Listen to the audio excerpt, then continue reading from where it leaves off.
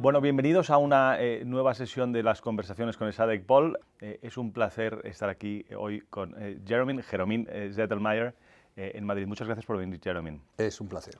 Jeromín es ahora el nuevo flamante director... Puedes decir Jeromín. Jeromín, el nuevo flamante director de Bruegel. Tiene un PhD por MIT, ha sido director general de política económica en Alemania, ha sido muchas cosas en el Fondo Monetario Internacional, ha sido jefe de research en el EBRD, en el Banco Europeo de Reconstrucción y Desarrollo, y ha publicado de manera muy extensa sobre crisis financiera, sobre deuda, sobre la unión monetaria, etcétera. No me quiero enrollar porque tenemos poco tiempo. Me se me olvidó lo más importante, que es que has nacido en Madrid. Sí, Tienes desde un luego. padre malagueño, ¿correcto? No, una madre malagueña, pero de familia alemana. Okay. Pero ella, a su vez, nació en Málaga. Okay. Bueno, está bien tener mixed heritage. Jeromín, quería empezar quizás la última vez que cuando nos conocimos en 2012-2011, era un momento de crisis muy profundo. Yo había pasado un tiempo en las instituciones europeas, parecía que aquello era muy difícil de transformar. Había además un auge del populismo como consecuencia de la crisis de la deuda soberana. Las politics no parecían nada favorables a hacer reformas de integración europea, y de pronto hemos tenido dos crisis gigantes, la del COVID y la crisis energética, y ha habido un push extraordinario en muchas cosas que hubieran sido inimaginables solamente 10 o 15 años atrás, ¿no? Tenemos mucha mayor integración fiscal, si queremos un primer step con los Next Generation EU, tenemos un embrión de fondo de desempleo común incluso, tenemos un activismo mucho más grande, una especie de fondo monetario, si quieres, europeo con el ESM, ¿no? Entonces, dos preguntas. Una, ¿crees que... ¿qué crees que falta por completar o hemos avanzado un poco? ¿O crees que hemos avanzado bastante? ¿Cuáles crees que son los elementos que faltan por completar? Y dos, ¿crees que esta crisis última energética que cambia de alguna manera, y la de COVID, ¿no? Las percepciones políticas también del risk sharing, ¿no? De compartir riesgos, ¿cómo crees que esto va a favorecer el futuro de la Unión? O sea, el resumen es que ha habido mucho progreso. El tema en el que no hemos progresado de la forma que habíamos esperado o teníamos esperanza es la unión bancaria y en general integración financiera, que sigue siendo baja en Europa. O sea, tenemos sistemas financieros nacionales, bancarios nacionales, y esto causa muchos problemas. Primero, que es una limitación del single market, del mercado único. Se va a coste de los consumidores, a coste del crecimiento, pero también en el momento de crisis es una fuente de inestabilidad, porque aún existe una relación, el vínculo entre el soberano, el gobierno nacional y los bancos, y esto se puede desestabilizar uno al otro. Eso es el gran fallo, ¿no? Que no hemos avanzado, y la razón por la que no hemos avanzado es por falta de integración fiscal, ¿no? Porque al fin del día los gobiernos son independientes en cuanto a política fiscal, en cuanto a deuda, y esto significa que tiene dos efectos. Primero, que los gobiernos del norte, los más fiscalmente fuertes, Alemania, siguen estando opuestos a un seguro de depósitos, ¿cómo se dice? Un sistema... Sí, un deposit insurance, como seguro de depósitos, común, por el miedo de un subsidio a coste de sus contribuyentes. Y por otra parte, lo que posiblemente haría posible la creación de un seguro de depósitos común, que es una limitación a la exposición de los bancos hacia su propio soberano, o sea, que no puedan comprar demasiada deuda de su propio soberano. Eso es un tema que está bloqueado por Italia, ¿no? Y la razón por la que está bloqueado es porque Italia tiene mucho miedo a cualquier situación de iliquidez del mercado soberano, sigue siéndolo. Entonces están en una situación donde la posibilidad de vender bonos a sus propios bancos es esencial, ¿no? Y esto tiene este proceso bloqueado.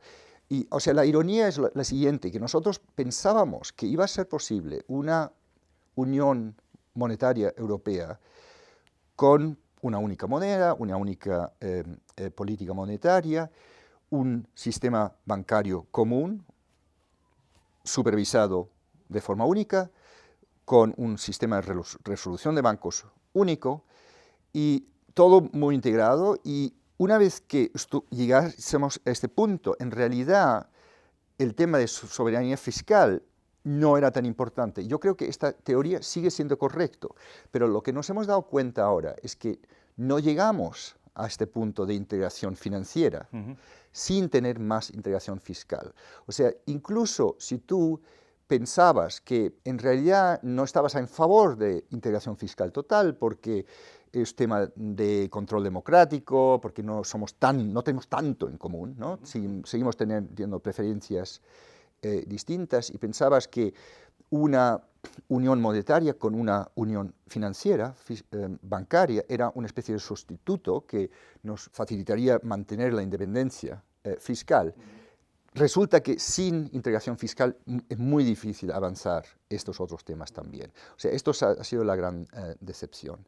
En cuanto a tu segundo tema, cómo hemos manejado esta crisis, así la respuesta corta es que pensábamos, y desde luego era así al principio, que esta crisis iba a ser mucho mejor para Europa que la crisis del euro, porque los elementos conflictivos, sobre todo fiscales, no estaban ahí de la misma forma. La mala noticia es que en los últimos 2 meses más o menos han vuelto a reaparecer el tema de tensiones que están proporcionados por la desigualdad fiscal desde Europa. O sea, no nos hemos librado, aunque esto fue un shock producido por Putin, aunque en la política exterior más o menos hemos actuado de forma común, aunque en la política energética estamos intentando actuar de forma común.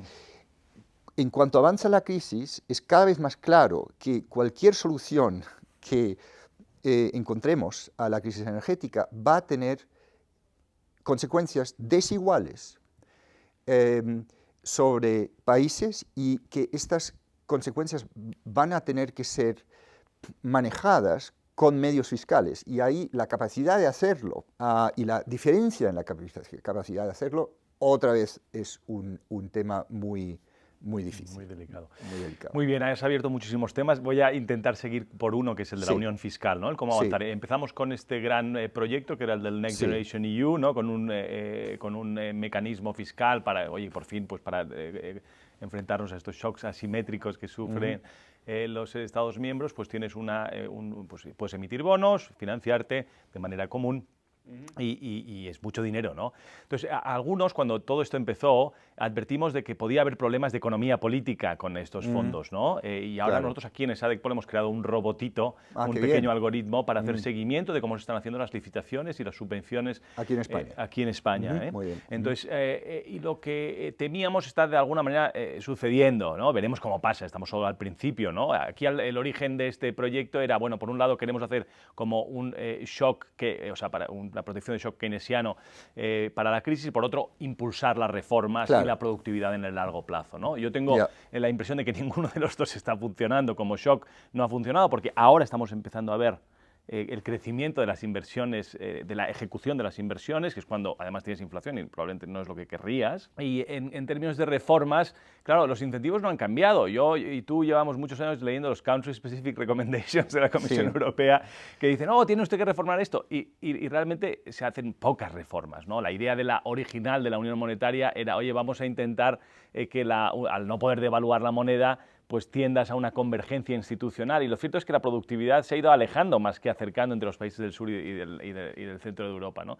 Entonces, este mecanismo, no sé cuáles son la fórmula distinta. Tienes más fragmentación política ahora, tienes un windfall de dinero que te llega cumpliendo unos hitos, tienes muy pocos incentivos después de la anterior crisis de la Comisión para darle con el bastón a los países para que hagan las reformas estructurales, y hasta ahora la deuda parecía que no importaba demasiado, y las reglas fiscales out, ¿no? Entonces, ¿cómo esperas que acabe funcionando esto? A mí me da miedo que dentro de 5 años tus amigos, los votantes alemanes, digan, oh, pero ¿qué ha pasado? No ha mejorado la productividad y ahora nos vuelven a pedir dinero. Entonces, este sueño de unión fiscal o de se vaya todo al garete. Yo no creo que este instrumento estaba planificado como instrumento anticíclico, ¿no? Estaba claro desde el principio que la implementación iba a durar tiempo. O sea, yo creo que este instrumento tiene, en teoría,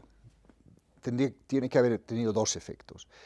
El primer efecto es que en un momento en el que había una presión fiscal bestial sobre los países, que a corto plazo estaba topada por la política del Banco Central Europeo, pero a largo plazo existía esta incertidumbre si los países se podían gastar esta pasta enorme para intervenir en la crisis o si esto iba a quebrar la sostenibilidad de la deuda, ¿no? Y en este momento yo creo que esta transferencia, ¿no?, que en el caso de España yo creo que son 77.000 millones de euros, regalados, ¿no? O sea, no los tiene que devolver España, contribuyó mucho para calmar el mercado y dar la señal, esta crisis no va a tener un impacto sobre la sostenibilidad de la deuda mortal, o sea, lo va a agravar quizás, pero gracias a solidaridad europea vamos a contener el efecto. Y yo creo que esto sí hubo éxito, o sea, no se puede observar el counterfactual que hubiera sido que el BCE hiciera la misma política, pero sin el RRF, sin los fondos, ¿no? Pero yo pienso que esto ha contribuido. Y el segundo efecto, que si esto realmente va a aumentar productividad, reformas, es demasiado temprano para decirlo, ¿no? O sea, yo acabo de hablar con miembros del gobierno, el secretario general del Tesoro, y ellos están muy convencidos que esto tendrá dos efectos en España, que va a acelerar la implementación de los Country Specific Recommendations, o sea, las recomendaciones de forma estructural de la Unión Europea, la Comisión. Ellos están convencidísimos que va a tener este efecto, que está teniendo este efecto. Se verá, ¿no? Tenemos que hacer este análisis, tú y yo, en 2 años, quizás, y no solo para España, sino para toda Europa. Y después hay otro argumento, que esto ayuda a tomar una perspectiva de más largo plazo en cuanto a planificación fiscal y planificación del gasto, ¿no? O sea, ellos dieron ejemplos que esto ha cambiado como un poco la mentalidad de los ministerios que gastan dinero y que esto puede ser un efecto un poco más duradero que solamente vinculado con gastar estos fondos ahora. Okay. O sea, yo lo veo relativamente positivo, pero en cuanto al efecto sobre la productividad y los CSR, desde luego no lo sabemos. Muy bien. Respecto a la cuestión de la gobernanza fiscal y las reglas fiscales europeas, has escrito mucho. Publicasteis con Blanchard y con Álvaro Leandro una propuesta para cambiar las reglas fiscales por estándares, digamos, ¿no? En vez de objetivos concretos, por estándares. De momento parece que estamos con unos niveles de deuda y de déficit y todo que no parece que hayan servido mucho. En el pasado han sido un poco procíclicas estas normas, estas reglas, y había que reformar esto y pensar un poquito esto. ¿Cuál es vuestra propuesta? Bueno, la base es lo que acabas de decir, que las reglas actuales no han servido de mucho porque no han limitado el aumento de la deuda. Ahora, se pueden defender las reglas diciendo que la razón por la que no han funcionado no son las reglas en sí mismos, sino la implementación de las reglas, ¿no? Y eso es correcto. O sea, si hubiera implementado al pie de la letra, estaríamos en mejor posición. Pero claro, implementación es parte del sistema. O sea, hay que pensar en los incentivos que el sistema da. O sea, yo le echo la culpa a implementación floja al sistema actual. O sea, hay que mejorar el sistema. Ahora, ¿cómo se mejora el sistema? Nosotros lo que escribimos en este papel es una de las razones por la que las reglas no se implementaron es porque son muy brutas, ¿no? O sea, se trata de poner topes, ¿no? de santificar ciertos números, 60%, 3%, y todo eso es arbitrario, y en algún momento y muchos números más, o sea, es todo esta jungla de numeritos absolutos que hay que respetar, y esto en un momento actual donde tienes trade-offs económicos, por una parte solvencia fiscal, por otra parte estabilización económica y inversión pública y todo esto, no tiene mucho sentido. Entonces, claro, los estados no lo hacen, ¿no? Y entonces nuestro argumento era, mira, ¿por qué no describimos los objetivos de forma menos cuantitativa, ¿no? O sea, que se ha de consolidar cuando se pueda, que se ha de consolidar teniendo en cuenta el riesgo de la situación de la deuda a través de un análisis de sostenibilidad fiscal, que es mucho más completo que simplemente un número, el nivel de la deuda, y que una vez que tienes una sensación de lo que se ha de hacer con estos criterios más bien cualitativos, basados en un análisis que toma en cuenta toda la información necesaria, no solo 3 números, como el sistema actual, que entonces, si los países no lo toman en serio, la Comisión, en principio, los podría llevar al Corte de Justicia Europea. Exacto. ¿no? O sea, nuestra idea era de darle mucho más flexibilidad, pero no flexibilidad total, o sea, con métodos comunes para establecer el nivel de riesgo y todo esto a los países, pero después tener un enforcement mucho más fuerte que existía ahora. Okay. Ahora, resulta que esta segunda parte, el enforcement más fuerte, no funciona porque tendrías que cambiar el European Treaty, ¿no? Entonces la cuestión es, si tienes este constraint, ¿qué se puede hacer? Y el argumento principal, creo, es más ownership nacional sobre las reglas y un rol más fuerte de instituciones independientes, pero a nivel nacional, para que no sea un juego entre el nivel nacional y Bruselas, ¿no? Y yo contribuí, esto es una idea que ya tenemos en el papel con Blanchard como alternativa a esta vía judicial, digamos, sí. y esta idea la elaboró el fondo en un papel el que yo contribuí, y de alguna forma combinando la idea de tener mucho más en cuenta sostenibilidad fiscal de forma holística, con national ownership, un rol más fuerte de supervisión de instituciones nacionales, pero aún así manteniendo alguna regla. O sea, la propuesta del fondo es que de clasificar países en grupos de riesgo alto, mediano, bajo, y los grupos de riesgo alto darles la meta que tienen que establecer un déficit de cero, nominal, no primario, ni estructural, sino schwarze Null, black zero, entre 3 y 5 años. ¿Okay? Y esto les daría aún alguna flexibilidad de cómo hacerlo y después poner topes al gasto público que no se pueden violar. O sea, combinar una especie de sistema de reglas para definir una meta a plazo mediano, pero la lógica como se produce esta meta está basado en estándares. Esto es la idea del papel del fondo. Muy interesante. Como tenemos poco tiempo, sí, tengo 2 preguntas más para hacerte antes de que te vayas. Habéis escrito también mucho en Bruegel sobre la crisis energética y las respuestas sí, eficaces para esto. Es muy difícil combinar, ¿no? Porque quieres, por un lado, mantener la señal de precios, porque estás haciendo una transición energética, y por otro, quieres reducir el coste de esta crisis pues, para el shock brutal que supone para las empresas y para las familias en particular, las más vulnerables, ¿no? Entonces, habéis hecho una serie de propuestas, no voy a enrollarme a explicar aquí demasiado, pero una de las propuestas ha sido esta idea del fondo común para la crisis energética, entre otras que con varios coautores de Bruegel habéis propuesto. ¿Quieres contarnos un poquito cómo ves esto? Bueno, la idea detrás del fondo común es básicamente evitar una carrera de subsidios entre los países, ¿no? O sea, esta carrera de subsidios se proporciona sobre todo en cuanto a subsidios industriales, porque cada país quiere defender a su industria, y la forma en la que defiende a su industria puede tener efectos sobre el precio del gas y la electricidad dentro de Europa que perjudica a los demás. O sea, hay 2 aspectos de roce. Uno es que al final los países fiscales más fuertes salen adelante con su industria y, digamos, la industria italiana se queda detrás, la industria alemana sale adelante. Y el otro efecto es que la forma de dar estos subsidios puede perjudicar a los demás.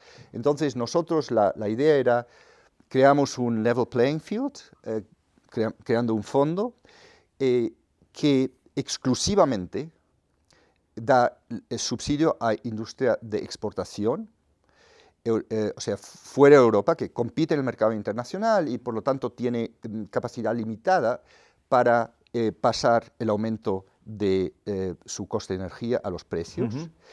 Y esta industria se trata de forma común, según un esquema de subvención decidida a nivel central, con dinero central. Y de esta forma evitas tanto que esta carrera, quién es capaz de darle más, y también evitas formas malas de dar las subvenciones. Muy bien, muy bien. Aquí hay una visión un poco pesimista de lo que está pasando, ¿no? O sea, Sí. hemos hablado de todas las cosas que hemos conseguido en los últimos años en la Sí. Unión Monetaria, pero también hay una visión un poquito más preocupante, con unos niveles de deuda tan altos, con todavía, o sea, lo que sabemos de la historia económica es que después de las crisis inflacionarias Sí. puede haber consecuencias políticas complicadas. Tienes Sí. un gobierno en Italia pues de neofascistas, por llamarlo de alguna manera. Ex neofascista. Y entonces ha pasado esto en el Reino Unido ahora recientemente. Con una volatilidad en los mercados, tienes una salida ¿no? Sí. de cambio en la dirección de política monetaria que te puede generar muchísima inestabilidad en los mercados financieros. Sí.